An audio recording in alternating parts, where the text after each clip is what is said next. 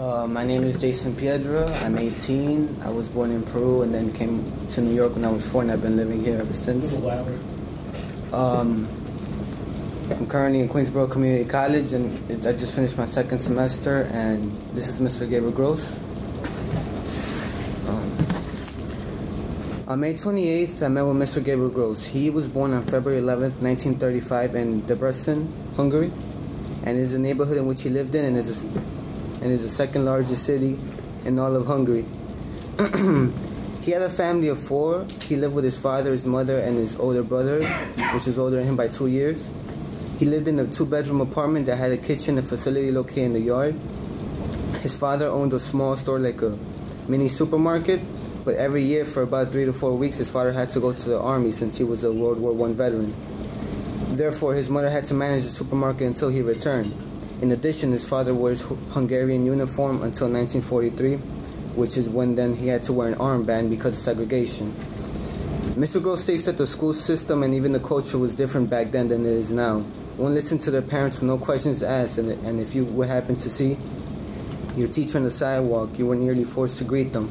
He attended Rio Utka, which was a Jewish elementary school, and every day after school he had to attend religion class, since back then the schools were controlled by churches like Christian, Lutheran, or in this case Jewish.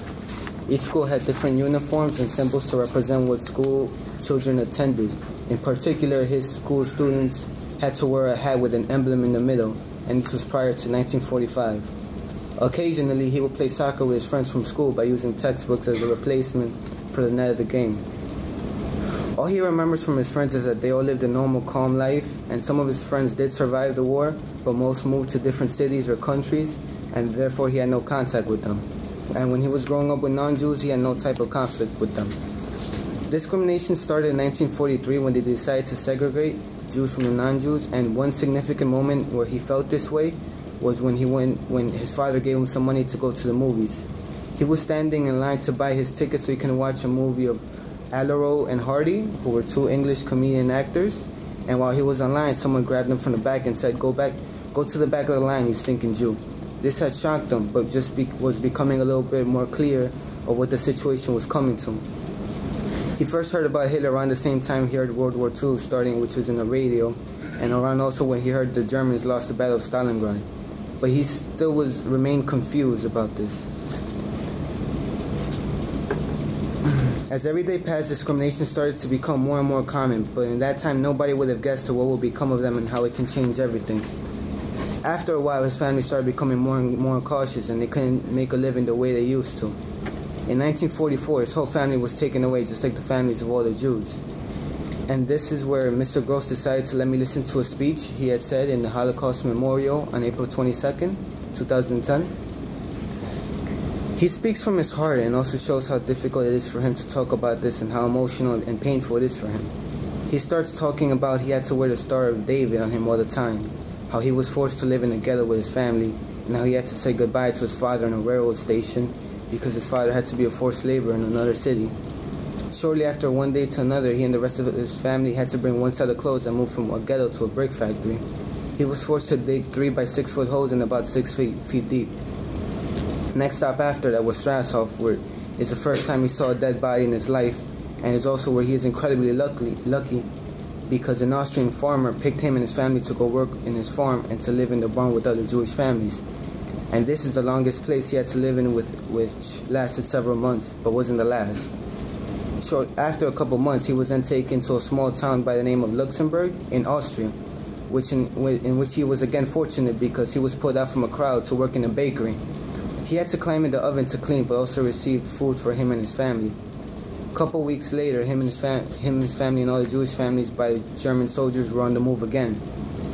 They walked to Camp Maria Lansendorf, but in the middle of the trip, his brother turned ill, and his mother dropped all their personal belongings in order to carry him to the camp, and this is when Mr. Gross picked up the belongings since he didn't want to leave anything behind.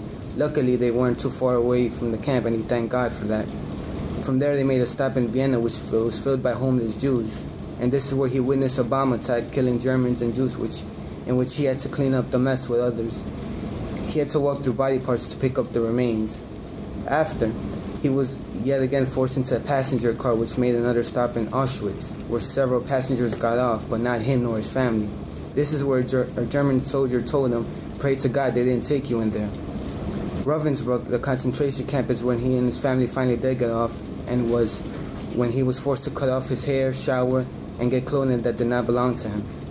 He remembers he was obligated to stand for hours for the guards, whether it be in the snow or rain, just simply for their entertainment.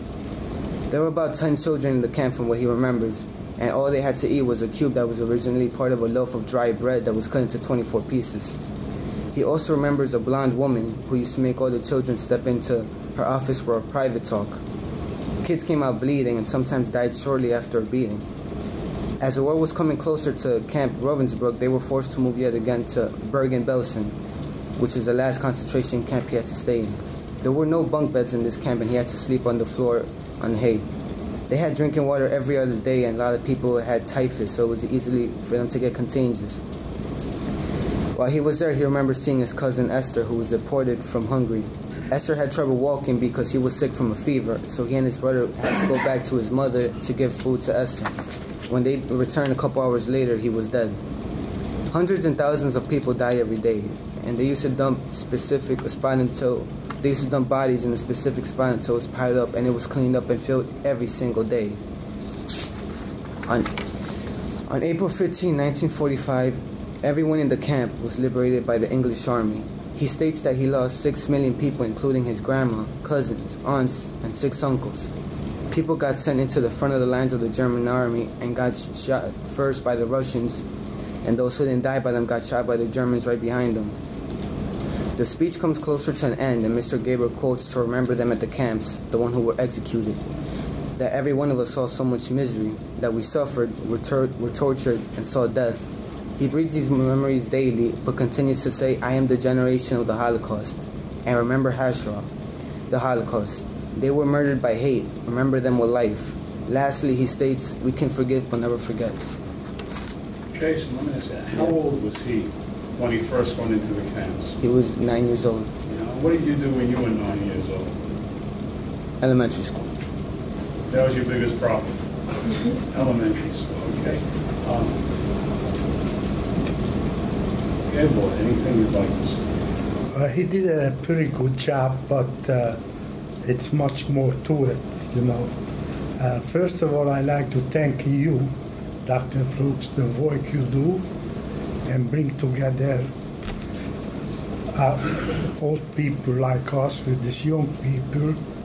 And the way I hear these young people, they are very intelligent, and I like to ask them, it's not a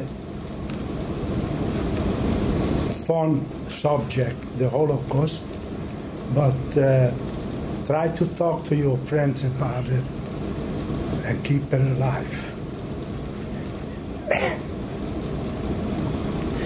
To never forget and never happen again. Jason, let me ask you the question I've asked. What do you go to remember from this experience? What would you like to remember? From his experience? Well, I just see that he was very lucky more than one time to be picked by an Austrian farmer, where if he didn't go there, he would have had to go to Auschwitz, which was a death camp. So he's very fortunate that way for him and his family. Good. Yes. I'd like to say just one thing. Life is very fun. I just heard, and I'm going to meet a gentleman who was lived in the same town where I come from. Yeah. And when we're going to start talking, we're going to find some connection after 65 years. And you'll probably be here till 6 o'clock tonight also.